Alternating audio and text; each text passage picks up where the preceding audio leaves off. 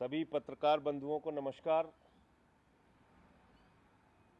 अभी कई दिनों से भारतीय जनता पार्टी के लोग, उनकी केंद्रीय मंत्री, उनके बड़े बड़े नेता चिल्ला चिल्ला के कह रहे थे सत्येंद्र जैन भ्रष्टाचारी हैं, सत्येंद्र जैन को सूली पे चढ़ा दो, सत्येंद्र जैन को फांसी पे चढ़ा दो। 10 दिन की उनकी रिमांड ली गई। 10 दिन तक उनको ईडी ने कहा कि साहब इनको हमको अपने पास गिरफ्तार करके रखना जरूरी है। लेकिन जब कल हाई कोर्ट में इस मामले की सुनवाई हो रही थी तो ईडी कह रही है, भारतीय जनता पार्टी का तोता कह रहा है, मोदी सरकार की कठपुतली कह रही है कि साहब उनके खिलाफ ना तो कोई एफआईआर है और ना ही कोई शिकायत है। सत्येंद्र जैन के खिलाफ ना कोई एफआईआर है, ना कोई शिकायत है, लेकिन भारतीय जनता पार्टी की सरकार के नेता, उनकी केंद्रीय मंत्री स्मृति ईरानी को देश का गद्दार, स्मृति ईरानी जी सत्येंद्र जैन को देश का गद्दार कह रही हैं। भारतीय जनता पार्टी के नेता उनको भ्रष्टाचारी कह रहे हैं, उनके खिलाफ लगातार ऊट पटांग बयान दे रहे हैं। तो सबसे पहले मैं ये कहना चाहता हूं कि क्या ईडी बिग बॉस का घर है कि आपने एक मंत्री को जबरदस्ती पकड़ के 10 दिन की रिमांड लेके उनको अपने गिरफ्त में रखा हुआ है? क्या वो बिग बॉस का घर है कि वहां पे आपने 10 दिन बंद करके मजे के लिए बुला लिया, एंटरटेनमेंट के लिए कि आओ बैठो बातचीत करेंगे? जिस आदमी के खिलाफ कोई एफआईआर नहीं, जिस आदमी के खिलाफ कोई शिकायत नहीं, और ये बात मैं नहीं कह रहा, हाई कोर्ट के अंदर ईडी कह रही है, उच्च न्यायालय में ईडी कह रही है, ना तो एफआईआर है ना ही कोई शिकायत है। किस आधार पे बुला लिया आपने? बिग बॉस का घर बना लिया ईडी को। आज ईडी एक ऐसी संस्था बनती जा रही है जिसके माध्यम से पूरे देश के अंदर विपक्ष के नेताओं को अपमानित करना, पकड़ पकड़ के जेल में डालना और साथ ही साथ अपने लोगों को बचा बचा के हिंदुस्तान के बाहर छोड़ना, यह भाजपा करवा रही उनसे। ईडी मोदी जी के मित्रों नीरव मोदी और मेहुल चोकसी जो हजारों करोड़ लूट कर बैठे हुए हैं विदेशों में, उन पे कार्रवाई के लिए नहीं है। ईडी जिसको भारतीय जनता पार्टी की सरकार ने हजारों करोड़ रुपए की लूट करवा के हिंदुस्तान से भगा दिया, विजय माल्या के खिलाफ कार्रवाई करने के लिए नहीं है। ईडी जिनको वसुंधरा राजे जी के सहयोग से हिंदुस्तान से भगाया गया, और एक स्वर्गीय नेता इस समय दुनिया में नहीं है, उनका नाम नहीं लूंगा, उस ललित मोदी के खिलाफ कार्रवाई करने के लिए नहीं बनी। ईडी नितिन संदेशरा जो 6000 करोड़ रुपए लूटकर हिंदुस्तान से भाग गया, उसके खिलाफ कार्रवाई करने के लिए नहीं बनी। येदियुरप्पा के खिलाफ कार्रवाई करने के लिए नहीं, व्यापम के घोटालेबाजों के खिलाफ कार्रवाई करने के लिए नहीं। भारतीय जनता पार्टी का एक मंत्री है कर्नाटका का, ईश्वरप्पा मंत्री था, वहां 40% कमीशन मांगा ठेकेदार से उसने, 40% कमीशन, और वो ठेकेदार आत्महत्या करके मर गया। ईडी उस मंत्री के खिलाफ कार्रवाई करने के लिए नहीं बनी, और वो मंत्री केएस ईश्वरप्पा कह रहा है राष्ट्रीय ध्वज तिरंगा बदल देना चाहिए। ईडी किस लिए बनी है? ईडी सत्येंद्र जैन पे कार्रवाई करने के लिए बनी है। ईडी आम आदमी पार्टी के नेताओं पे कार्रवाई करने के लिए बनी है। ईडी आम आदमी पार्टी को बदनाम करने के लिए बनी है। और मैं आंकड़े पहले भी बता चुका हूं, फिर दोहरा दे रहा हूं, दिल्ली के अंदर आम आदमी पार्टी के नेताओं और सरकार के ऊपर एक नहीं 1000 बार कार्रवाई की भारतीय जनता पार्टी ने और उनकी कठपुतलियों ने। लेकिन आज तक जब जब कार्रवाई की आम आदमी पार्टी के नेताओं के खिलाफ, खुद मजबूर होकर इनको क्लीन चिट देना पड़ा। मोदी जी की कठपुतली और तोतों को खुद क्लीन चिट देना पड़ा। कोई साक्ष्य आम आदमी पार्टी के नेताओं के खिलाफ नहीं मिले। मैं दोहरा देना चाहता हूं, मुख्यमंत्री के दफ्तर पे सीबीआई का छापा हुआ, उनके प्रमुख सचिव राजेंद्र कुमार जी को गिरफ्तार करके प्रताड़ित किया गया, आज तक उस मामले में कुछ नहीं निकला। उप मुख्यमंत्री मनीष सिसोदिया जी के घर पे सीबीआई का छापा हुआ, उनके परिवार को अपमानित किया गया, उनको अपमानित करने का काम किया गया, आज तक उनके खिलाफ कुछ नहीं निकला। हमारे 34 विधायकों पर 140 मुकदमे लगाए गए, 72 मामलों में वो कोर्ट से बरी हो गए। दिल्ली पुलिस के ऊपर कोर्ट ने लताड़ लगाई, बाकी मामलों में स्टे है या तो वो पेंडिंग है। आज तक किसी भी मामले में कोई कार्रवाई नहीं हुई, सारे के सारे मामलों में हमारे विधायक बरी हुए। हमारे कई मंत्रियों पर ईडी का, सीबीआई का छापा किया गया, उनके खिलाफ आज तक कोई मामला साबित नहीं कर पाई सरकार। और तो और 400 फाइलों की जांच कराई थी, 400 फाइलों की जांच कराई मोदी जी ने। अरविंद केजरीवाल जी की सरकार से जुड़े हुए 400 फाइलों की जांच, और बाद में कह दिया इसमें तो कुछ नहीं निकला। खुद नरेंद्र मोदी जी ने अरविंद केजरीवाल को क्लीन चिट दे दिया, बोले कुछ नहीं मिला। आज कर क्या रही है भारतीय जनता पार्टी? इनसे जो काम नहीं हो पा रहा है उसके कारण से इनको पेट में दर्द है। कैसे सत्येंद्र जैन मोहल्ला क्लिनिक बना सकते हैं? कैसे सत्येंद्र जैन के मोहल्ला क्लिनिक के मॉडल की चर्चा अमेरिका के न्यूयॉर्क टाइम्स में हो रही है? कैसे सत्येंद्र जैन के स्वास्थ्य मॉडल की लोकप्रियता पूरे हिंदुस्तान में बढ़ रही है? इसलिए सत्येंद्र जैन का गला दबाओ, उनको फर्जी मामले में जेल में डालो और पूरे हिंदुस्तान में उनको बदनाम करो और चिल्लाओ चारों तरफ कि वो भ्रष्टाचारी है, गद्दार है, फलाना है, डिमका है। आज स्मृति ईरानी जी को पूरे देश के सामने आकर हाथ जोड़कर माफी मांगनी चाहिए। आज भारतीय जनता पार्टी को पूरे देश के सामने हाथ जोड़कर माफी मांगनी चाहिए। और एक मंत्री जिस पर न तो कोई एफआईआर है न कोई शिकायत है, ऐसे मंत्री को आपने 10 दिन जबरदस्ती ईडी के बिग बॉस के घर में जबरदस्ती करके उनको रखने का जो काम किया है, इसके लिए पूरी की पूरी भारतीय जनता पार्टी और जिन लोगों ने भी सत्येंद्र जैन के खिलाफ ऊट पटांग टिप्पणी की है, उनको माफी मांगनी चाहिए। दूसरी बात, एक मामला और था सर्विसेज से जुड़ा हुआ, सीबीआई ने उसकी जांच की इन्हीं सत्येंद्र जैन के खिलाफ, और उनके परिवार को भी उस जांच में घसीटा गया, उनको भी अपमानित किया गया। 5 साल तक जांच चली। और आप लोग जानते हैं, सारे लोग, सीबीआई किसी मामले की जांच अचानक नहीं शुरू करती। सीबीआई ने 1 साल तक उस पर पी दाखिल की। पी दाखिल करने के बाद, प्राइमरी इंक्वायरी करने के बाद उस पर एफआईआर दर्ज की। इस मामले में तो एफआईआर भी दर्ज नहीं है, लेकिन सीबीआई ने एफआईआर दर्ज की 2018 में, और 4 साल के बाद कह दिया साहब कुछ नहीं निकला, सत्येंद्र जैन क्लीन चिट। तो हमारे यहां अवध में बच्चे आपस में खेलते हैं, उसके बाद कह देते हैं दूध भात मुछ, यानी कुछ नहीं निकला। तो आपने इन सारी एजेंसियों को मजाक बना लिया है, अपनी कठपुतली बना ली है।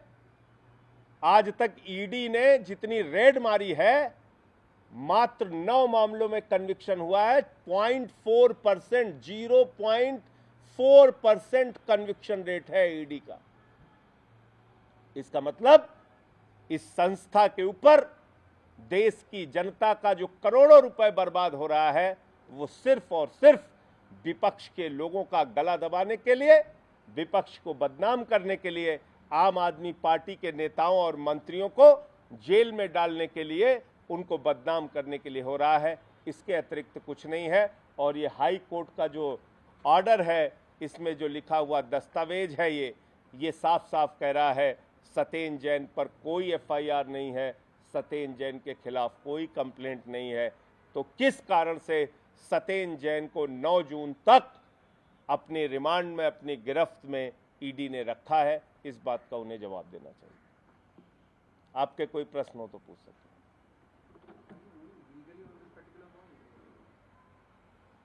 देखो, जब मामला कोर्ट में है तो जो कुछ भी हम लोग करेंगे लीगली ही करेंगे।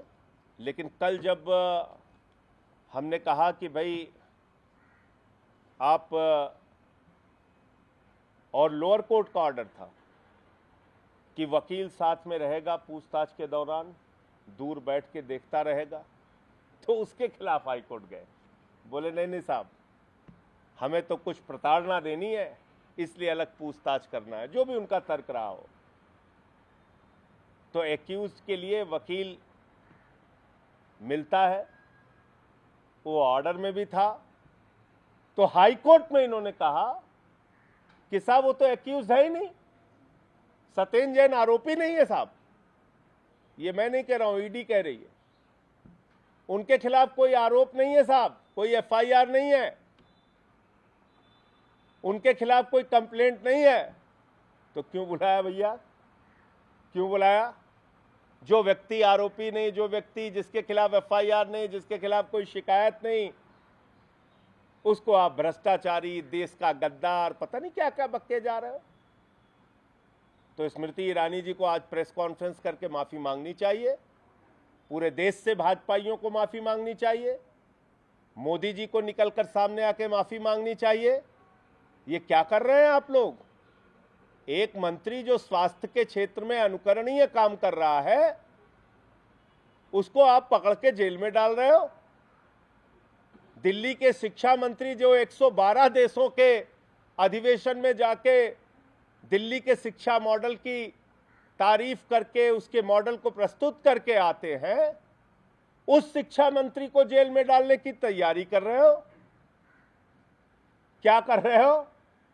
3 साल पुरानी एक शिकायत ली शिक्षा मंत्री मनीष सिसोदिया के खिलाफ 2 भारतीय जनता पार्टी के नेताओं से, और 3 साल के बाद क्या बोले?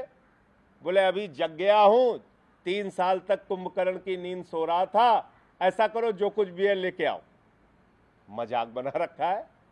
अरे किसी थाने में एफआईआर के लिए कोई शिकायत करता है, कोई कंप्लेंट करता है, तो 2 दिन, 4 दिन, हफ्ते भर, महीने उस शिकायत का निपटारा हो जाता है। उसमें कोई सत्यता है कि नहीं है? मनीष सिसोदिया दिल्ली के शिक्षा मंत्री, जो पूरी दुनिया में जिनका शिक्षा मॉडल, उसकी प्रशंसा की जा रही है, अरविंद केजरीवाल के शिक्षा मॉडल की प्रशंसा की जा रही है। जब अमेरिका के राष्ट्रपति की पत्नी हिंदुस्तान आती है तो वो कहती है हमें केजरीवाल और मनीष सिसोदिया का स्कूल देखना है जो उन्होंने बनाया है। और ये क्या कह रहे हैं? ये कह रहे हैं नहीं नहीं, इनको हमें जेल में डालना है, ये कैसे शिक्षा क्रांति को आगे बढ़ा सकते हैं। तो इसलिए जो बात अरविंद जी ने कही, बिल्कुल सही कहा कि ना तो मीडिया का समय बर्बाद कीजिए, ना इस देश की जनता का समय बर्बाद कीजिए। हम सबको पकड़ के एक साथ मोदी जी उठा के जेल में डाल दीजिए, आपको संतुष्टि मिल जाएगी। शांति में रहिए, आप देश के लिए कुछ काम कीजिए। आपसे बेरोजगारी तो रुक नहीं रही, शिक्षा पे आप कोई काम कर नहीं सकते, स्वास्थ्य की बदहाली ठीक कर नहीं सकते, आपके लोगों को हर जगह गुंडे लफंगई करनी है। आपकी पार्टी की हालत ये हो गई कि मेरठ के थाने में एक थानेदार ने बाहर लगा दिया कि भाजपाइयों का अंदर आना मना है। यूपी की सरकार में ये हालत हो गई है। भाजपा की शर्म आनी चाहिए इन लोगों को। थानेदार को बंदूक तान रहे हैं। थानेदार ने बाहर बैनर लगवा दिया, भाजपा नेताओं का अंदर थाने में आना मना है। अब आप सोचिए। तो इसलिए इस पार्टी का असली चेहरा पूरे देश के सामने आ रहा है एक एक घटनाओं के बाद। हाँ, इस पूरे मामले में अगर कोई साक्ष्य सबूत नहीं है तो जो कोर्ट ने, राउज एवेन्यू कोर्ट ने जो 9 दिन की कस्टडी दी है सत्येंद्र जैन को, वो किस आधार पे दी है? क्योंकि केजरीवाल साहब ने भी उनको क्लीन चिट दिया है, आपकी बातों से भी यही लग रहा है, मनीष जी की बातों से भी यही लग रहा है। लेकिन अगर मामले में कोई तथ्य नजर नहीं आया कोर्ट को, तो 9 दिन की रिमांड क्यों दी गई? देखिए, ऐसा है, एक प्रक्रिया होती है। जो एक जांच एजेंसी है, अगर वो किसी न्यायालय के सामने जाके कहेगी कि हमें पूछताछ के लिए इतना समय चाहिए, इतना समय चाहिए, तो आमतौर पर कोर्ट अनुमति दे देता है। लेकिन उसी कोर्ट ने यह भी लिख के दिया, राउज एवेन्यू कोर्ट ने, कि भाई पूछताछ अगर करनी है तो एक वकील साथ में रखने दो, ये उसका अधिकार है। उस फैसले के खिलाफ ये हाईकोर्ट चले गए, कहने लगे नहीं नहीं साहब, हमें तो गोपनीय ढंग से मोदी जी जो कहेंगे वो सवाल पूछना है, इसलिए वकील को हम नहीं बैठने देंगे। उस मामले को लेके गए, कहें सवाल तो मोदी जी के यहां से आता है, तो इनका वकील कैसे सुन सकता है? तो ये हाई कोर्ट चले गए। तो हाई कोर्ट ने कहा भाई जब एक्यूज्ड है तो उनका राइट है वकील का रखने का। तो कहने लगे नहीं नहीं साहब, इन पे तो एफआईआर ही नहीं है, ये कोई शिकायत, इनके खिलाफ कोई शिकायत नहीं है, ये तो एक्यूज है ही नहीं। हाई कोर्ट के सामने फिर बकरी बन गए, बकरी की तरह ऐसे ऐसे बोलने लगे कि ना तो एफआईआर है, ना एक्यूज है, ना कंप्लेनेंट, ना इनके खिलाफ कोई कंप्लेंट है। वहां इस बात का एक खुलासा कर रहे हैं। तो सवाल है कि आपने एक मंत्री को बुलाया क्यों? और एक ऐसा मामला 8 साल पुराना मामला, 7 बार आपने सत्येंद्र जैन को बुलाया। जो बात आप कह रहे हैं ये भी आप सुन लीजिए। 7 बार ईडी ने सत्येंद्र जैन को पूछताछ के लिए बुलाया, कभी गिरफ्तार करने की जरूरत महसूस नहीं हुई। जब उनको केजरीवाल जी ने हिमाचल प्रदेश का इंचार्ज बना दिया, जब वहां पार्टी की मजबूती के लिए वो काम करने लगे, जब वहां पे बड़ी बड़ी रैलियां और सभाएं होने लगी, जब चुनाव आने वाला है, हार के डर के कारण भारतीय जनता पार्टी ने कहा नहीं, सत्येंद्र जैन को उठा के जेल में डालो। तो करना आपको कुछ भी है, आप कर सकते हो, आपके पास ताकत है, आपके पास एजेंसियां हैं। मैं ईडी की हालत बता तो रहा हूं, 0.4% कन्विक्शन रेट है। ये खाली रेड मारने के लिए संस्था बनी हुई है। ये आपको मैं बता दे रहा हूं कितने मामलों का इन्वेस्टिगेशन ये कर रहे हैं। 1700 रेड मारा है इन्होंने 2011 से 2020 के बीच में, और 9 मामलों में आज तक कन्विक्शन हुआ है। 0.4% ये इनकी असलियत है। तो ईडी बनी किस लिए? वर्षों वर्षों तक एक मामले को चलाओ, लोगों को परेशान करो, बाद में कह दो कुछ नहीं निकला, तो ये तो ठीक बात नहीं है। धन्यवाद।